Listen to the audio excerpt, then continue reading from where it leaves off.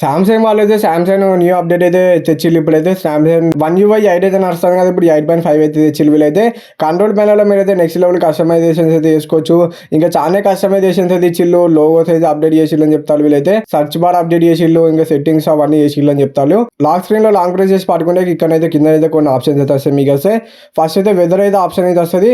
ఈ వెదర్ అయితే సెలెక్ట్ చేసుకుంటే ఇట్లా వెదర్ కి తగ్గట్టు మీ వాల్ పేపర్ అయితే సెట్ అయితే చేసుకోవచ్చు. మీరైతే వన్ UI 8 మీద ఉన్న ఫోన్ ఉన్నది, ఇంకోటి 8.5 అప్డేట్ చేసిన ఫోన్ అయితే ఉన్నది. ఈ రెండింటిలో మేము అయితే డిఫరెన్స్ అయితే చూపిస్తాం. ఫస్ట్ అయితే ఇక్కడైతే టైం అయితే చూసుకోవచ్చు.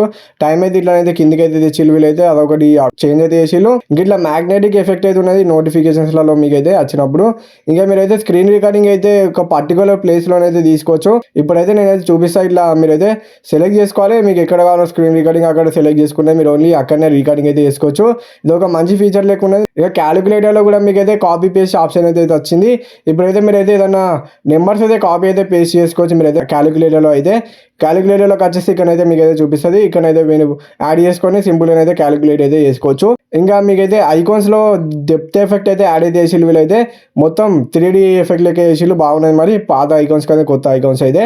ఇంకా ఏ ఫీచర్లో మీకైతే ఇది ఒకటి తెలిసింది కదా ప్లస్ పాయింట్. ఏదైతే చేసినప్పుడు మీకైతే బ్యాక్గ్రౌండ్లో అయితే మీరైతే చూసుకోవచ్చు. ఇట్లా ఏమేమి ఏరియా చేసిన వల్ల మీరైతే బ్యాక్గ్రౌండ్లో మీకు నచ్చినట్టు కస్టమైజ్ చేసుకోవచ్చు. ఇంకా బ్యాటరీ లేఅవుట్ అయితే చేంజ్ అయితే చేసిల్లు. వీళ్ళైతే లేఅవుట్లో మీకైతే డిఫరెంట్ అయితే ఉంటాయి. ఇంకా కాల్ రికార్డింగ్లో మీకైతే డిఫరెంట్గా అయితే చేసిల్లు. ఇట్లా వాయిస్ మాడ్యులేషన్ అయితే వస్తుంది కదా, అదైతే మీకైతే రెడ్ కలర్లో వస్తుంది. దీనిలో బ్లాక్ కలర్ వచ్చింది కదా, దీంట్లో రెడ్ కలర్ బాగున్నది. మరి అయితే మీకైతే ఈ కాల్ డైలాగ్లో కూడా మీకైతే కొన్ని చేంజెస్ అయితే చేసిల్లు. ఇక్కడైతే మోర్ ఆప్షన్ అయితే కిందకి అయితే ఉన్నది. ఇట్లా కొన్ని ఆప్షన్స్ అయితే చేసిల్లు, మీకు అయితే చూస్తేనే అయితే అర్థమైపోతుంది. ఇట్లా ఫ్లాష్ అయితే ఆన్ అయితే చేస్తే మీరు అయితే ఇక్కడ నుంచి అయితే ఆఫ్ అయితే చేసుకోవచ్చు. లాక్ స్క్రీన్ నుంచి ఇది ఒక మంచి ఆప్షన్ అయితే ఇచ్చిల్లు.